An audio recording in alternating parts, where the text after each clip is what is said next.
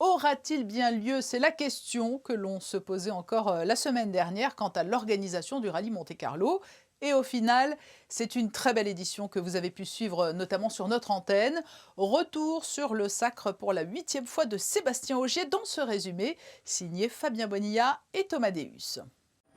257 km chronométrés, 14 spéciales de jeudi à dimanche, répartis sur 5 départements, les Hautes-Alpes, l'Isère, la Drôme, les Alpes de Haute-Provence pour finir par les Alpes-Maritimes. Ce rallye Monte-Carlo, qui a failli ne pas avoir lieu, ouvre la saison 2021 du WRC.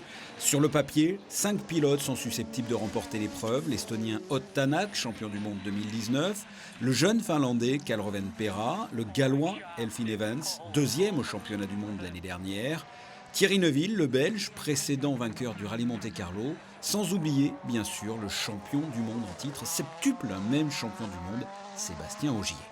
Une 89e édition qui a tenu toutes ses promesses. Pluie, neige, glace, soleil, les éléments étaient présents pour un rallye à huis clos mais palpitant, avec dès le premier jour une sortie de route spectaculaire du Finlandais Teemu Suninen, qui s'en sort indemne mais qui est contraint à l'abandon.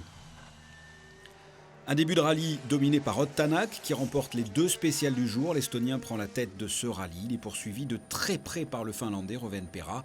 Sébastien Ogier termine 5e au classement avec un problème de frein. Il est à 17 secondes du leader. Le lendemain, vendredi, ça sera un duel de Toyota Yaris entre Sébastien Ogier qui obtiendra les meilleurs temps dans 4 spéciales sur 5 et son coéquipier Elfyn Evans qui le talonne. Lors de ce deuxième jour, le Français subit une crevaison et finit sur une jante. C'est au final le Gallois qui prendra la tête du rallye à la fin de la journée de vendredi avec 7 secondes d'avance sur le gap pensé. Les autres concurrents commencent à être distancés étape par étape.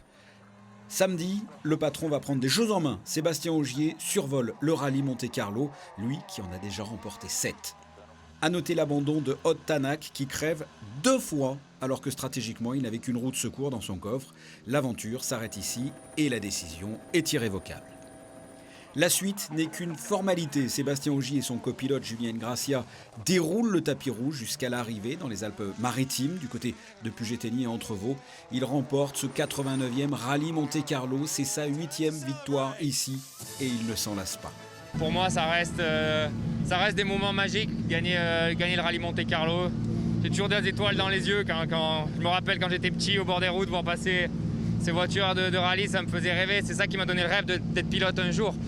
Et une 8e victoire ici, un record, c'est le plus beau record que je puisse avoir. En tout cas, c'est celui qui me rend le plus heureux. C'est pas forcément une chasse qu'on fait quand on est compétiteur de courir après les records. Mais en tout cas, celui-là, il est quand même spécial et je vais l'apprécier. Une victoire qui a pour Sébastien des allures de cadeau d'anniversaire pour son père. Ouais, c'est génial. C'est vrai que forcément, mon père est très fier de moi toujours et mon premier supporter avec toute ma famille.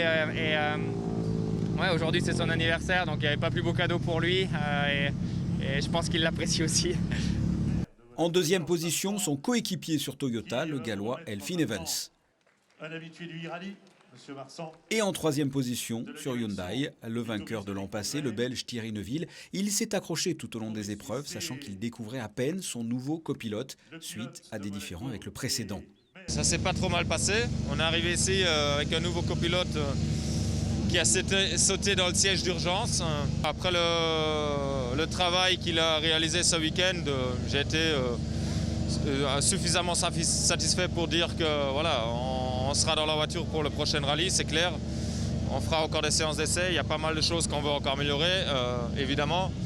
Mais je pense que le départ était plutôt prometteur. Pour info, le Finlandais Rovanperä et l'Espagnol Dani Sordo complètent ce top 5. Cette édition s'est déroulée dans des conditions bien particulières, avec un tracé plus court, des épreuves de jour et à huis clos, mais une édition qui a quand même eu lieu dans cette incertitude sanitaire.